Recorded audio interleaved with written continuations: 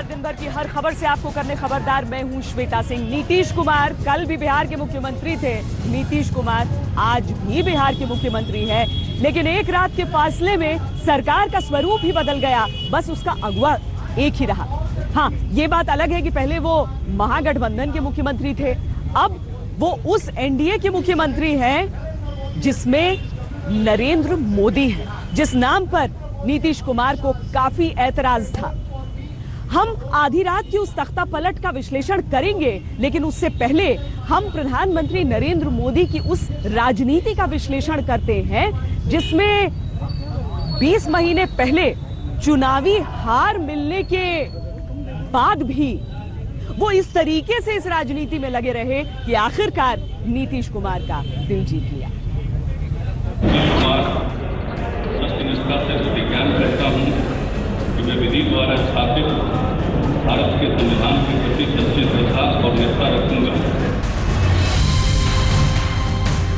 राजनीति में होने को तो कुछ भी हो सकता है, लेकिन नीतीश कुमार को नरेंद्र मोदी अपनी तरफ एक झटके में खींच लेंगे, ये सोचना किसी के लिए भी मुश्किल था। खुद वर्षों से राजनीति कर रहे नेताओं के सिर के ऊपर से निकल गए। कहने को आज चाहे कोई कुछ भी कहे, ये तो भारी भस्मासुर निकला।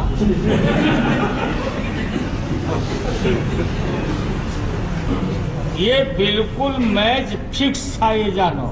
हमें मालूम था कि 3-4 महीने से प्लानिंग चली। देखिए, हिंदुस्तान की राजनीति में यही प्रॉब्लम है, अपने स्वार्थ के लिए व्यक्ति कुछ भी कर जाता है। लालू प्रसाद यादव और राहुल गांधी के गुस्से को समझा जा सकता है, ये उनकी राजनीति पर एक तरह बिजली गिरने के जैसा ही है।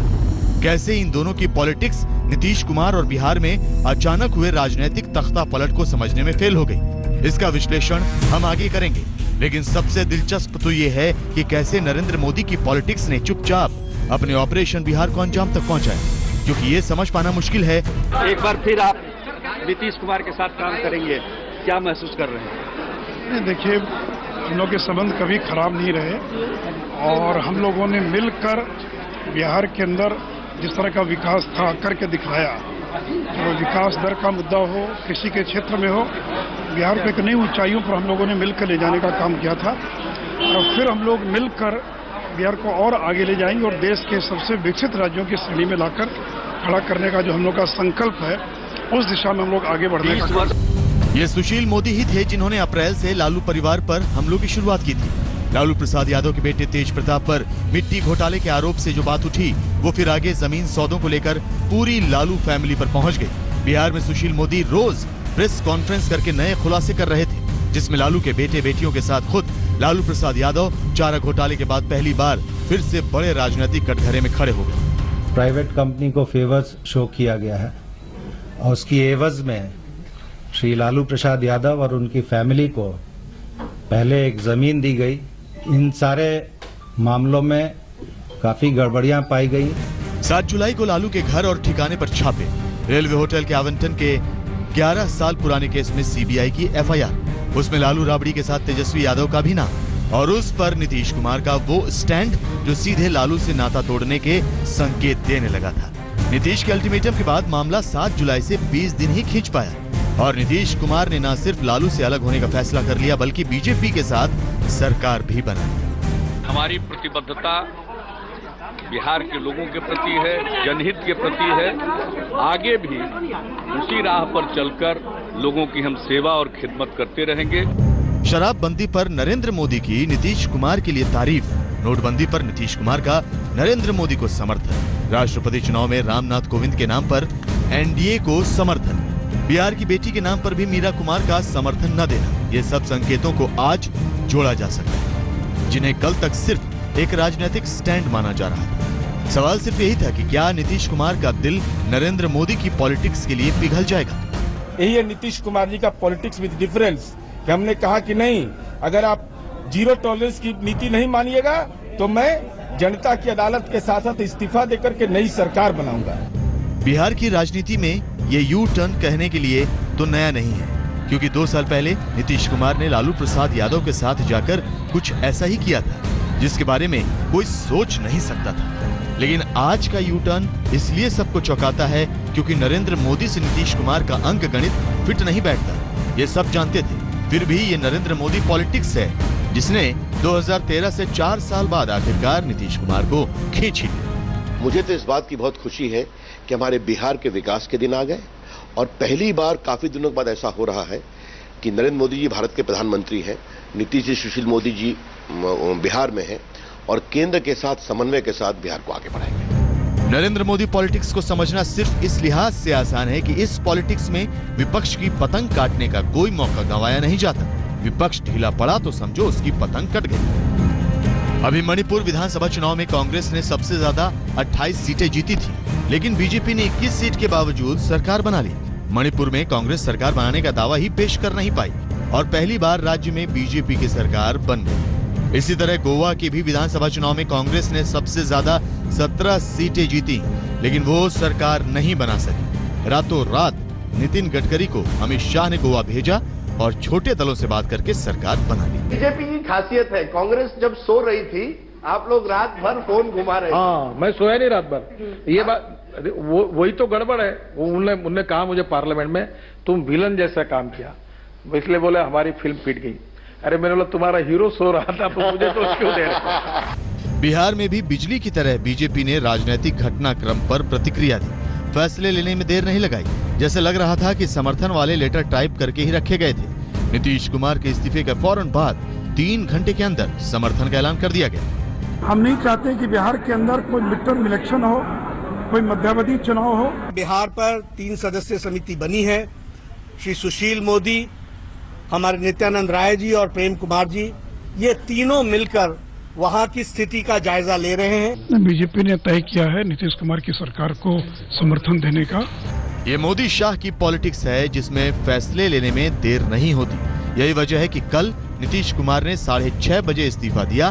12 घंटे के अंदर वो फिर से बिहार के मुख्यमंत्री बन गए। शपथ लेने के लिए शाम तक का भी इंतजार नहीं किया।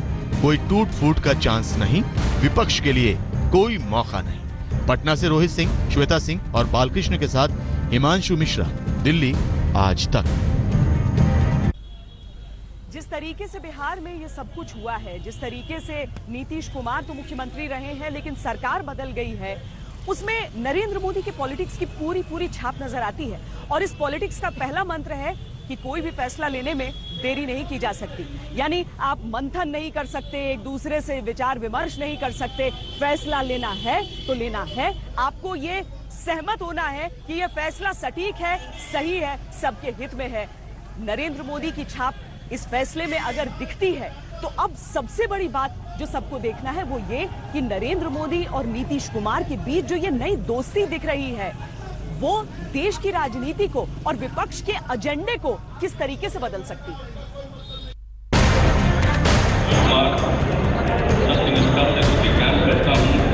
नीतीश कुमार कल भी बिहार के मुख्यमंत्री थे, आज भी बिहार के मुख्यमंत्री हैं।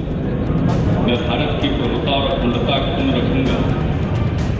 फिर भी सब बदल गया क्योंकि अब नीतीश कुमार उस टीम के मुख्यमंत्री है जिस टीम के कैप्टन नरेंद्र मोदी हैं। देखिए, हर व्यक्ति अपने कर्मों से अपना औरा बनाता है, उसके चारों तरफ सिमटा हुआ उसका आमरण।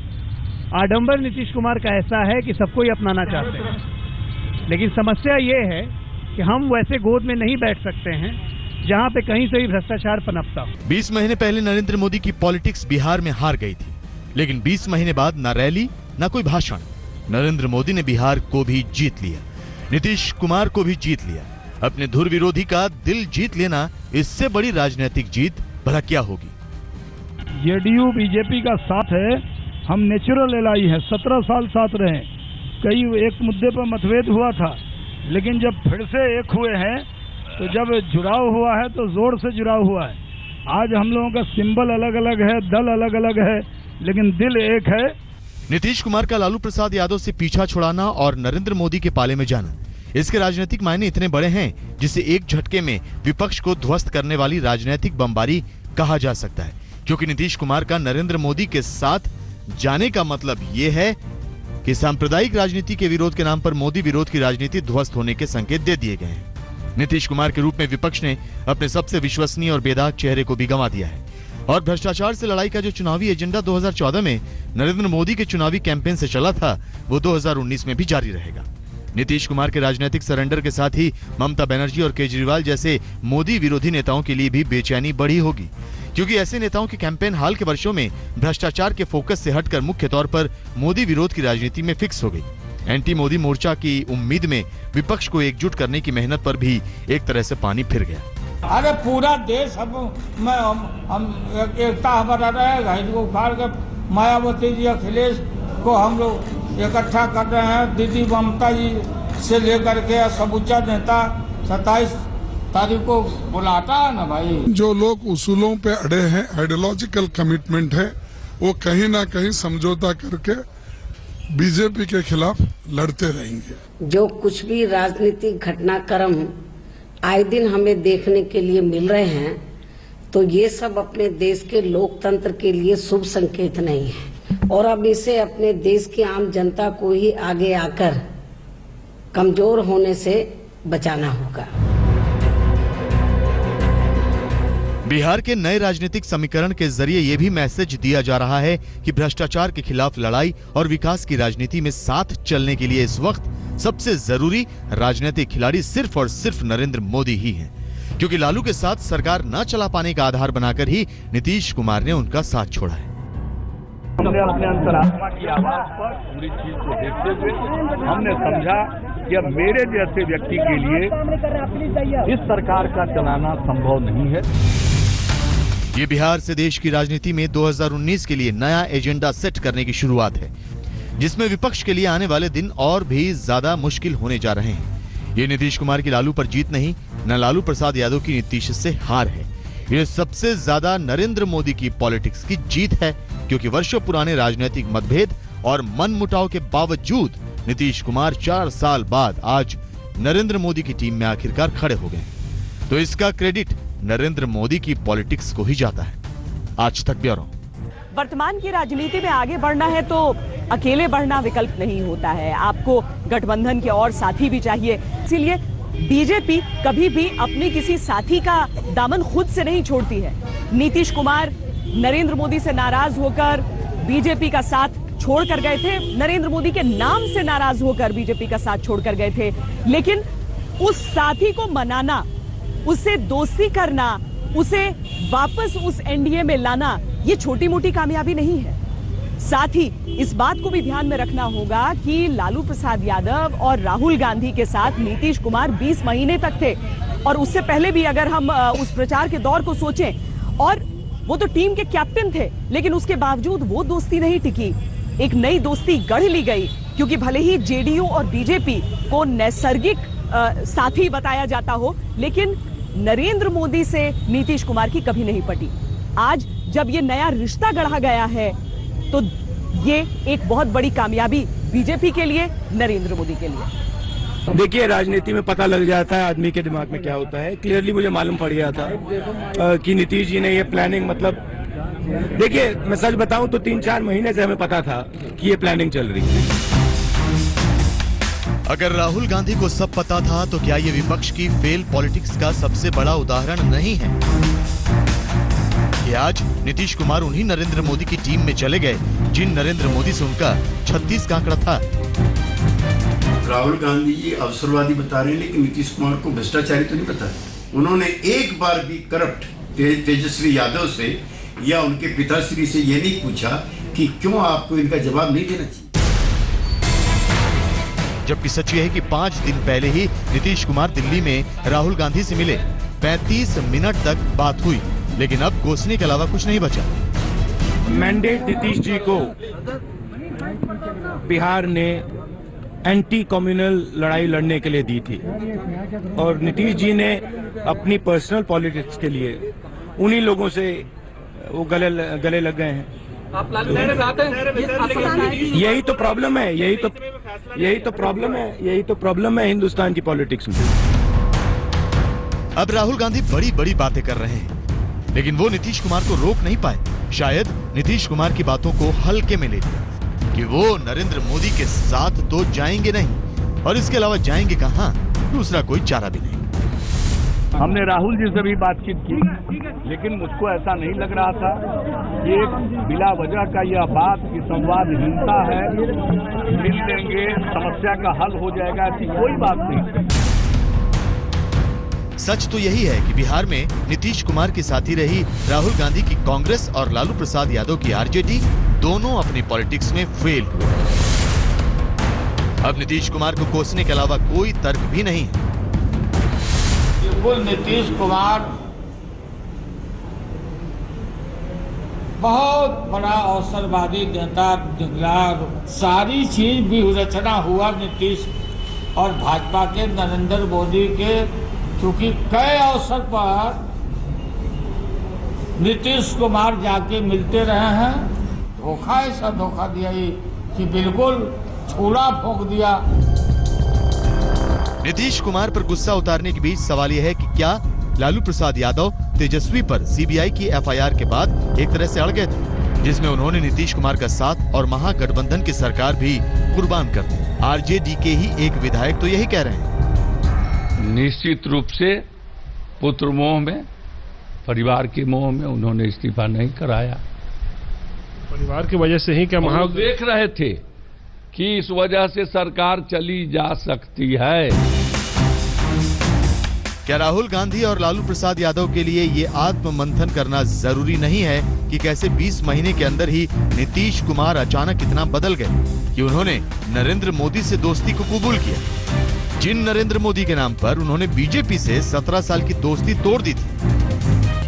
सच तो ये है कि बिहार में जिस तरह से एक रात में नए राजनीतिक समीकरण बन गए, वो खुद नेताओं के लिए सदमे से कम नहीं है। ये राजनीति की लाइन लेंथ बिगाड़ देने वाला घटनाक्रम है, जिसमें नीतीश कुमार की पार्टी के ही कुछ बड़े नेताओं के चेहरे उतर गए, जो दिल्ली में बैठकर राजनीति करते हैं। बीजेपी सांप्रदायिक है, इसलिए उनके साथ नहीं जाना चाहिए, यही कह करके हम लोग हटे थे। और वो कारण और पहले से भी ज्यादा साफ साफ है, तो फिर उधर जाने का माने क्या तुक है। अली अनवर की तरह ही मुंह तो जेडीयू के बड़े नेता शरद यादव का भी एक तरह से फूला है। राज्यसभा सांसद अली अनवर और सांसद वीरेंद्र कुमार ने आज शरद यादव से मीटिंग की। शरद यादव के सामने समस्या है कि वो अब करेंगे क्या और कहेंगे क्या, क्योंकि आज तो वो कैमरे के सामने आए नहीं। शरद यादव जी से बातचीत हुई है इस बारे में? शरद जी से बात करेंगे फोन करके। नीतीश कुमार की पार्टी ने तो साफ कह दिया कि लालू प्रसाद यादव के साथ महागठबंधन बनाकर सरकार चलाना बहुत बड़ी गलती। ये भूल सुधार 20 महीने में उनके साथी रहे नेताओं के लिए राजनीतिक भूकंप से कम नहीं है। आज तक ब्यूरो। बस एक रात के अंतराल में नीतीश कुमार ने महागठबंधन का दामन झटक कर खुद को मॉडिफाई कर लिया है, लेकिन ये इतना भी आसान नहीं रहा होगा, क्योंकि इस मौके पर हम बीते 4 वर्षों का इतिहास खंगालना चाहते हैं। हम अपने लाइब्रेरी में गए और एक एक वो तस्वीर, एक एक वो बातें निकाली जहां पर दोनों ने एक दूसरे को निशाने पर लेने का कोई मौका नहीं छोड़ा था। राज्यपाल से मिलकर नीतीश कुमार ने इस्तीफे का ऐलान कर दिया और अगले ही पल पीएम नरेंद्र मोदी ने नीतीश को शुभकामना संदेश ट्वीट कर दिया। नीतीश ने भी पीएम मोदी को दिल से धन्यवाद देने में देर नहीं लगाई। अब जरा याद कीजिए 4 साल पहले का वो वक्त जब जेडीयू और बीजेपी की 17 साल पुरानी दोस्ती का ब्रेकअप हुआ था। आज जो नीतीश कुमार मॉडिफाइड होकर बीजेपी से गठबंधन के जुमले बोल रहे हैं, वो तब मोदी और बीजेपी को चुन चुन कर व्यंग बाणों से घायल करते थे। विधानसभा का चुनाव प्रधानमंत्री के नेतृत्व में लड़ रहे हैं। कल लगता है पंचायत का चुनाव भी प्रधानमंत्री के नेतृत्व में लड़ेंगे। हम तो मनाते हैं कि खूब भाषण दें, कि जो बोलेंगे बाद में उसको जुमला घोषित कर देंगे, क्योंकि भारतीय जनता पार्टी का असली नाम अब हो गया भारतीय जुमला पार्टी। 4 साल पहले जब बिहार में जेडीयू और बीजेपी की दोस्ती टूटी तो दुश्मनी ऐसी परवान चढ़ी कि मई 2016 में नीतीश कुमार ने मोदी के संसदीय क्षेत्र वाराणसी में खड़े होकर संघ मुक्त भारत की कल्पना कर डाली। अब थोड़ा और पीछे चलिए। जब साल 2015 में बिहार चुनाव से पहले नीतीश कुमार अपने उम्मीदवारों की लिस्ट जारी कर रहे थे, तब उन्होंने चुटकी लेते हुए आरएसएस को बीजेपी का सुप्रीम कोर्ट तक कह दिया था। अरे भाई, आप लोगों का कोई मतलब है क्या? जब आरएसएस चीफ ने कह दिया, सर्वे सर्वा ने कह दिया, तो वैचारिक प्रश्न जहां तक है, विचार का, नीतियों का जहां तक प्रश्न है, वो सुप्रीम है। हमने तुलना कर दी कि कोई फैसला सुप्रीम कोर्ट का और कॉन्स्टिट्यूशन बेंच का हो जाए, उसके बाद तो कुछ, उसके आगे कुछ है नहीं अपने लोकतांत्रिक व्यवस्था में। नीतीश कुमार ही नहीं, पीएम मोदी भी दुश्मनी निभाने में कोई कसर नहीं छोड़ते थे। बिहार में जब महागठबंधन हुआ तो पीएम मोदी ने नीतीश कुमार के पॉलिटिकल डीएनए में ही खोट निकाल दिया था। चंद्राम मांझी पर जुल्म हुआ तो मैं बेचैन हो गया। एक महादलित की तो सारी की सारी पूंजी, सारा पुण्य खींच करके ले लिया। भाइयों बहनों, तब मुझे लगा कि शायद डीएनए में ही कोई गड़बड़ है। मोदी के बयान के खिलाफ नीतीश कुमार ने बाकायदा शब्द वापसी अभियान चलाया था और 50,000 लोगों के डीएनए सैंपल मोदी को भिजवा दिए थे। सुनिए उस दौर में मोदी और नीतीश की दुश्मनी का आलम क्या था। हार तो कबूल ही कर लिया, उसमें कोई दिक्कत नहीं कि उन्होंने कबूल कर लिया। लद्दाख में म्यूनिसिपैलिटी का चुनाव जीतते हैं तो वो हवा बताते हैं कि वहीं से हवा चलती है ठंडी। अब हवा पर हमको एक चीज याद आ गया भाई, एक जरा सुनाना चाहते हैं एक कविता।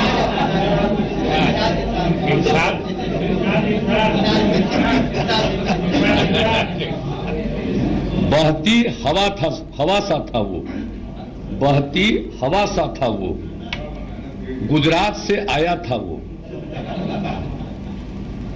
गुजरात से आया था वो, काला धन लाने वाला था वो, कहां गया उसे ढूंढो। हमको देश की फिक्र सताती है, वो बस विदेश के दौरे लगाता।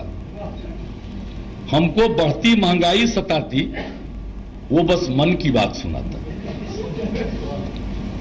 हर वक्त अपनी सेल्फी खींचता था वो, दाऊद को लाने वाला था वो, कहां गया उसे ढूंढो। हम ये तो जानते थे कि महास्वार्थ बंधन जो बना है इसमें 3 दल जुड़े हुए हैं, आरजेडी है, जेडीयू है और कांग्रेस है।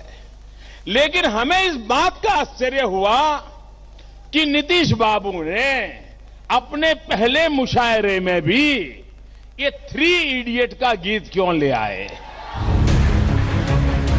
आखिरकार बीजेपी में महागठबंधन की जीत हुई। बीजेपी के 2 धुर विरोधी गले मिलते हुए बीजेपी की हार का जश्न मना रहे थे। बिहार में महागठबंधन की जीत ने देश भर के विपक्षी दलों को महागठबंधन का आइडिया दे दिया। 17 अप्रैल 2016 को नीतीश कुमार ने एक बार फिर संघ मुक्त भारत का नारा दिया। अलग अलग ये सब को का बुरा हाल कर देंगे, ये सबको एकत्रित होना पड़ेगा और इस समय बहुत सारी चीजों को भूलना पड़ेगा। जैसे एक दौर था जो लोहिया जी ने गैर कांग्रेसवाद की कही थी, आज वही दौर आ गया है कि आपको गैर संघवाद करना पड़ेगा और उसी के लिए सबको एकजुट होना पड़ेगा। महागठबंधन की सरकार के दिन जैसे जैसे आगे बढ़े वैसे वैसे नीतीश कुमार लालू यादव के साथ सरकार चलाने में बंधन महसूस करने लगे और जब पीएम मोदी ने देश में नोटबंदी का ऐलान किया तो पहली बार लगा कि नीतीश कुमार के दिल में बीजेपी के प्रति दोस्ती का भाव दोबारा हिलोरे मारने लगा है। अब एक नोटबंदी का सवाल आया, हम लोगों ने नोटबंदी का स्वागत किया, उसका समर्थन किया, सैद्धांतिक समर्थन दिया, क्योंकि हम लोगों को ऐसा लगा कि इरादे ठीक हैं। अगर आप काले धन पर प्रहार करना चाहते हैं, फेक करेंसी के असर को समाप्त करना चाहते हैं, भ्रष्टाचार पर अंकुश पाना चाहते हैं, तो उस दिशा में एक बहुत मजबूत कदम है। नीतीश कुमार ने नोटबंदी के बहाने पीएम मोदी के सामने पुरानी दोस्ती के पुनर्जन्म का रास्ता खोल दिया। पीएम मोदी ने भी खुले दिल से नीतीश कुमार की तारीफ की। और इस बात को भी हमने नोट करना चाहिए कि कई लोग हैं जो वैचारिक रूप से भारतीय जनता पार्टी या एनडीए के पक्ष में नहीं है, उसके बावजूद भी भ्रष्टाचार और काले धन के खिलाफ की लड़ाई में वे खुलकर के हमारे साथ आए।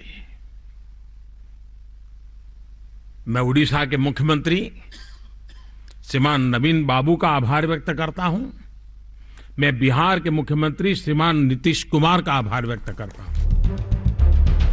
2017 का साल अपने साथ मोदी और नीतीश को एक बार फिर करीब ले आया। जनवरी 2017 में गुरु गोविंद सिंह की 350वीं जयंती के मौके पर जब प्रधानमंत्री नरेंद्र मोदी पटना पहुंचे तो एयरपोर्ट पर मुख्यमंत्री नीतीश कुमार ने तहे दिल से उनका स्वागत किया। कार्यक्रम के दौरान भी दोनों साथ साथ थे और फिर दोनों ने एक दूसरे की जमकर तारीफ की। गुजरात में तो गुजरात की स्थापना काल से ही शराबबंदी लागू है और हमारे आदरणीय प्रधानमंत्री जी प्रधानमंत्री पद के पदभार ग्रहण करने के पहले गुजरात के मुख्यमंत्री थे। अनेकों वर्षों तक 12 वर्षों तक वहां के मुख्यमंत्री रहे और उन्होंने भी मजबूती से शराबबंदी को लागू किए रखा। नीतीश जी को हृदय से एक बात के लिए अभिनंदन करता। नशा मुक्ति का जिस प्रकार से उन्होंने अभियान चलाया है, आने वाली पीढ़ियों को बचाने के लिए उन्होंने जो बीड़ा उठाया है, मैं उनकी बहुत बहुत अभिनंदन करता हूं, बधाई देता हूं। नीतीश कुमार और मोदी की ऐसी जुगलबंदियां कई महीनों से चल रही थी। इसीलिए अगर कोई ये कहे कि नीतीश कुमार ने बीजेपी का दामन थामने का फैसला अचानक लिया तो कोई यकीन कैसे कर सकता है। 4 साल के ब्रेकअप के बाद नीतीश कुमार एक बार फिर मोदीफाइड होकर निकले हैं। अब कोई कुछ भी कहे, कुछ भी सोचे, ये हकीकत नहीं बदलने वाली। रोहित सिंह के साथ सुजीत झा, पटना, आज तक। इस ब्रेकअप कांड में क्या नीतीश की गलती थी या लालू की भी बड़ी भूमिका थी? नीतीश कुमार का जो ये ब्रेकअप कांड है वो बिहार की राजनीति में बहुत लंबे समय तक याद किया जाएगा। अभी उन्हें उलाहना दी जा रही है, लेकिन क्या पूरी गलती सिर्फ नीतीश कुमार की है? ऐसा तो नहीं कि पुत्र मुंह में पड़ के लालू प्रसाद यादव एक ऐसी गलती कर गए हैं जिसकी वजह से आरजेडी को लंबे समय तक पछताना पड़ेगा। क्योंकि अभी भले ही आरजेडी की तरफ से बहुत कोसा जा रहा है नीतीश कुमार को, तमाम तरह की तोड़फोड़ हर जगह की जा रही है और इसीलिए सवाल ये उठ रहा है कि कहीं उस बेबसी को छुपाने के लिए आक्रामक तेवर तो नहीं ओढ़े जा रहे।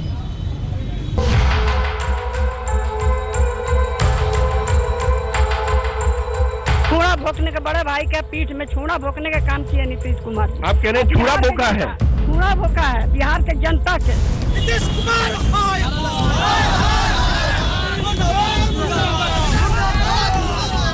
और हम शुरू दिन से कह रहे हैं ये तेजस्वी एक बहाना था क्योंकि इनको बीजेपी में जाना था।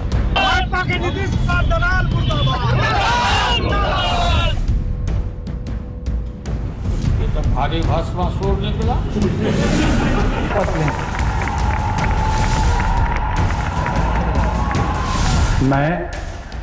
मैं तेजस्वी प्रसाद यादव। 20 महीने पहले जब 28 साल के तेजस्वी यादव बिहार के उप मुख्यमंत्री बने तो उन्होंने कहा था कि वो नीतीश कुमार को अपना अभिभावक, बॉस और कई बार दोस्त मानते हैं। लेकिन अब तेजस्वी यादव के विचार पलटी खा गए हैं, बिल्कुल वैसे ही जैसे नीतीश कुमार ने खाई है। आरोप चलता रहेगा। मेरा कहना है ये केस खत्म भी हो जाएगा तो आगे ये 10-15 केस और हमारी जुबान को दबाने के लिए ये करने का काम करेंगे। हम पे ही नहीं, लालू जी के जो ग्रैंड चिल्ड्रंस हैं उन पे भी ये केस करेंगे। जेंटलमैन गेम खेल चुके तेजस्वी यादव की जुबान से नीतीश कुमार के लिए बद्दुआएं निकल रही हैं। उनके मन का हाल समझा जा सकता है। तेजस्वी पर करोड़ों रुपए की जमीन अपने नाम करने के गंभीर आरोप हैं और नीतीश कुमार ने महागठबंधन तोड़ने का ठीकरा भी तो तेजस्वी के सिर पर ही फोड़ा। हम उन लोगों में से मानने वाले लोग हैं कि एफआईआर अगर आप पे हम कर दें तो इसका ये मतलब नहीं होता कि आप दोषी हैं। हम नेगेटिव पॉलिटिक्स के खिलाफ हैं। जो भी होगा हम लोग मुकाबला हम लोग करेंगे। हम लोग सच्चे हैं, ईमानदार हैं, हमको किसी चीज का फिक्र नहीं है। लालू यादव के लिए अपनी राजनीतिक जमीन को अपने उत्तराधिकारी को सौंपने और अपने बेटे तेजस्वी को सीधे सत्ता तक पहुंचा देने के लिए महागठबंधन से अच्छा मौका हो ही नहीं सकता था। लेकिन पुत्र मोह में पड़कर लालू ने नीतीश को बीजेपी से दोस्ती की नई पारी शुरू करने का सुनहरा मौका दे दिया। लालू यादव के पास अब हाथ मलने के अलावा कोई दूसरा चारा नहीं बचा है। तो ये बिल्कुल फिक्स मैच था भाजपा आरएसएस का। नीतीश कुमार को मैं चार्ज करता हूं कि मिल के भाजपा से सीबीआई ईडी इनकम टैक्स का केस करवाया, ये सब बात हम लोग जानते हैं। नीतीश कुमार बहुत बड़ा अवसरवादी नेता निकला, ये ढोंग रचा अपना कुर्ता और साफ करने के लिए। जीरो टॉलरेंस, कफन में छेद नहीं होता है बोल रहे थे। अरे आपके कफन में तो झोला है। पुत्र मोह जो न करवाए। पहले लालू यादव ने अपने बेटों की खातिर अपने धुर विरोधी नीतीश कुमार से हाथ मिलाया और फिर पुत्र मोह के चक्कर में नीतीश कुमार के जाल में फंस गए। राबड़ी देवी का गुस्सा भी 7वें आसमान पर है। आप लोगों ने क्यों गठबंधन किया 2015 में? हम लोग गठबंधन नहीं किए। नीतीश कुमार आके गिर गए, रोए, गिड़गिड़ाए, लालू जी के पैर पकड़े, तब हम लोग हाथ मिलाए। सब छोटा बड़ा भाई का छोटा भाई पर माया आ गया। महागठबंधन के लिए किसने पहले हाथ बढ़ाया था, किसने किसके हाथ जोड़े थे, ये तो अब पुरानी बात हो चुकी है। आज की बात यह है कि नीतीश कुमार के विचार अब मॉडिफाई हो चुके हैं। लालू यादव एंड फैमिली को पक्का पता है कि आने वाले दिन उनके परिवार के लिए बहुत भारी पड़ने वाले हैं। अच्छा, नीतीश कुमार चाहे सुशील कुमार मोदी चाहे नरेंद्र मोदी जी बिना पैसा के बिना घर के हैं क्या? भीख मांगा है, रोड पर भीख मांग रहे हैं बैठ के कटोरा लेके। अपना धन संपत्ति जांच करा है, हम लोग मांग करेंगे। सारे राजनेता को मांग करिए। आप भी तैयार है आपकी संपत्ति की जांच हो? हमारा जांच हो रहा है। हमारा 2 बार छापामारी हुआ, हमारा घर में मुख्यमंत्री रहते हुए भी सीबीआई का छापामारी हुआ। महागठबंधन की टूट ने लालू परिवार की लालटेन की बत्ती बुझा दी है और बीजेपी के लिए बिहार की राजनीति का सिग्नल ग्रीन हो चुका है। अब देखना यह है कि जिन नीतीश कुमार ने नरेंद्र मोदी को प्रधानमंत्री पद का उम्मीदवार बनाए जाने पर बिहार बीजेपी से 17 साल पुराना गठबंधन तोड़ लिया था, उन नीतीश कुमार को अब कब उनकी अंतरात्मा बीजेपी के बंधन से मुक्त होने की आवाज देती है। कुमार अभिषेक के साथ राजदीप सरदेसाई, पटना, आज तक। खबरदार में आज के लिए इतना ही। देश और दुनिया की बाकी खबरों के लिए आप देखते रहिए आज तक।